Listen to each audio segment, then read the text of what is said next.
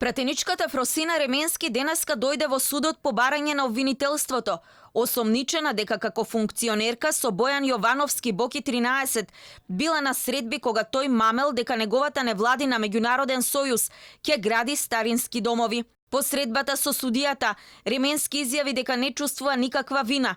Русковска против неа немала други докази, освен тоа дека наводно го искористила својот авторитет да убеди бизнисмени дека власта стои зад спорните старечки домови на невладината. Вчера обвинителството за гонење организиран криминал и корупција на Ременски стави на товар помагање при извршување на кривично дело измама. Пратеничката на СДСМ и подпредседателка на Собранието по распитот кај судијата не пропушти да искоментира и како известувале медиумите.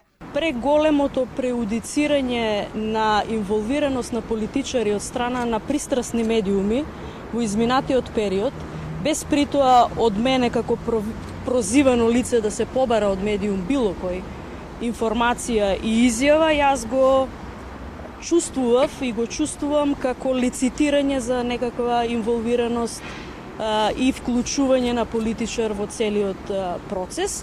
И затоа ќе се воздржам од сите коментари кои што се однесуваат и во делот на етиката на известувањето на новинарите по однос на мојата улога или било што поврзано во изјавите во медиумите со мене, затоа што одговорно тврдам, со исклучок на дел од професионални медиуми, многу од медиумите не ги почитуваа основните етички правила на известување во новинарството.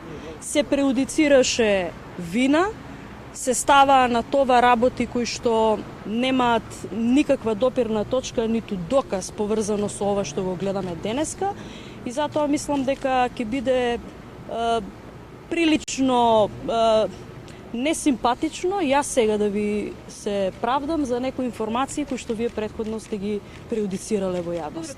Денеска Ременски пред судијата на претходна постапка не зборуваше за сомнежите кои ги стави на товар Вилма Русковска, туку само околу мерката да ја биде одземен пасошот, како Русковска би се осигурала дека пратеничката ќе биде достапна на органите на прогонот додека се води постапка против неа. Пасошите ќе се гаранција и за таткото на Бојан Јовановски Миле, како и за асистентката на Боки 13. Директорката на 1 ТВ и заменик председателката на Меѓународниот сојуз Јасна Мандик од синоќа е во куќен притвор.